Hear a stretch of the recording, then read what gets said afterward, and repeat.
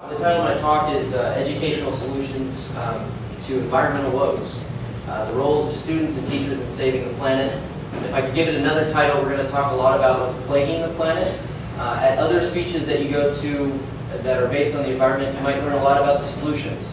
I want to make sure that we're all calibrated with what's happening to our planet, and hopefully that will provide us impetus to take measures to move towards solutions.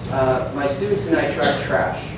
We've been documenting the spillage of trash and the storm drain transport of trash, specifically out of the Pico Kenner storm drain for the last 5 years. I think this year is our 5th year doing it. And it's amazing what can come out of one, not so big storm drain in such a short amount of time. We'll be looking at that later. But this is what it looks like. This is Santa Monica, where Pico Boulevard ends. And this is known as the first flush. First flush is when all the storm drain water has flushed out all the plastics out of the storm drain onto the beach.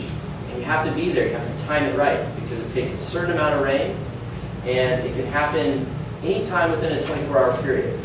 This year, for instance, it happened at 4 o'clock in the morning. And who was there? I was.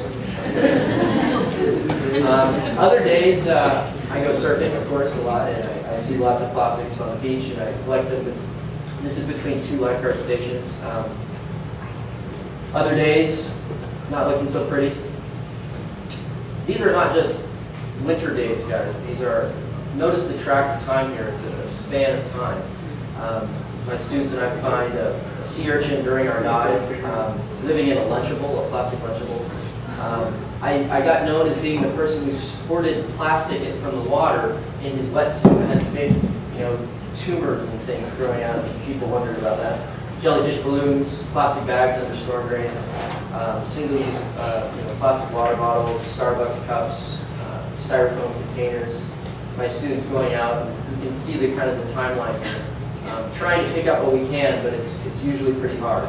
This is the Chevron oil refinery down by Manhattan Beach, and maybe we don't see it because it's blending in with the clouds. But that's another big problem we have, which is our carbon footprint. This is another one many of you guys have probably seen. You guys recognize that flag right there? We pass it on the 405 freeway.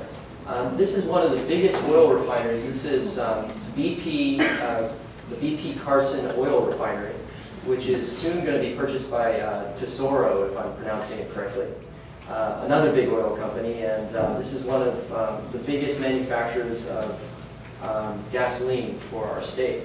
The people who live in this community have elevated asthma, atherosclerosis, and cancer. And it's not just by a little bit, but a lot of people. This is, I feel so patriotic every time I drive my car by this display. I mean, they put American flags and it just feels so good, but I don't. In Carson, recently on the news, there have been bubbling of oil coming out of the streets and the cracks in the sidewalks. And the city of Carson has sued Chevron for this because of the elevated cancer rates in Carson. This is not very far from us, by the way. It's just by Long Beach. Of course, it's not just humans. Of course, I'm sorry, it's the obligatory photo that put in a reminder that our extraction methods are imperfect. And as perfect as oil companies say their extraction methods are, we have an oil spill on average once a day somewhere in the world. That's sizable. Students decided to tackle some of these issues. They were a formidable force for big industry. They learned about these issues through going to events like this one and through lectures in class. They got inspired. They told their friends. They formed a rally, and they've been on 6 marches to get plastic bags banned in Santa Monica. And guess what? They were successful. But it took a while. Now, I don't want to say that we were the only ones working on this issue. There was a whole lot of others who helped us along the way, and but I should say we helped them because we came in kind of late in the game. There's some people like Mark Gold from Hill to Bay who've been working on these issues for 20 years, so those are my heroes. Of course, plastics are not innocent creatures either. Inside plastics, we have a range of different chemicals which can leach out of plastics. We know this. There's thousands of published studies now on plastics and the ability of EPAs, phthalates, and other toxic chemicals, endocrine disrupting chemicals, and known and suspected carcinogens leaching out of plastic. These things, you know, the minute I heard smaller penis size in lab rats, that'll make any man just not want to drink out of a plastic water bottle ever again. And of course, there's all these other things. Everybody knows there's been, you know, a lot of autism and ADHD, early puberty, thyroid dysfunction, hypo and hyperthyroidism. These are all being linked to plastic chemicals that are leaching out of the products into our beverages and our foods. The other big thing, not only are we putting everything we don't want into the ocean, we're taking everything out that we do want, which is changing the entire ecology of the ocean. This is a great little cartoon. I think it's self-explanatory.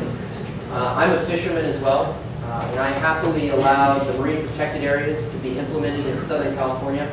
In fact, my students and I lobbied for it, and I'm a fisherman because I noticed trends in my own catch here in the Santa Monica Bay. Sand bass, down. Calico bass, down. Halibut, down. Barred perch, down. Even smaller fish like perch and corvina, down. Our nets are big, they're too efficient. We've got these humongous nets. We've lost 90% of the big game fish. Goals for education now. So now we're on to some goals for education. I'm going to speed this up because I've got about 10-15 minutes left of my talk. I know this is long, there's a lot of information, but I'm happy to talk to you guys about what do we need to do now. We need to do a lot of stuff. We need to boost environmental literacy, something that is in none of our schools. We don't have an environmental science class, okay, at Samuel High. We don't have environmental sustainability. You know, now it's a major at colleges. That's a start. We're making progress, but there is no environmental literacy unless you get some from your parents or you take Mr. K's class. Critical thinking. We need to boost critical thinking to overcome the deniers. We need to raise a generation of stewards that are aware of local and global issues and solutions, which I presented to you tonight. We need to teach students to care about nature. I mean, you should see how much trash there is after lunch at our school.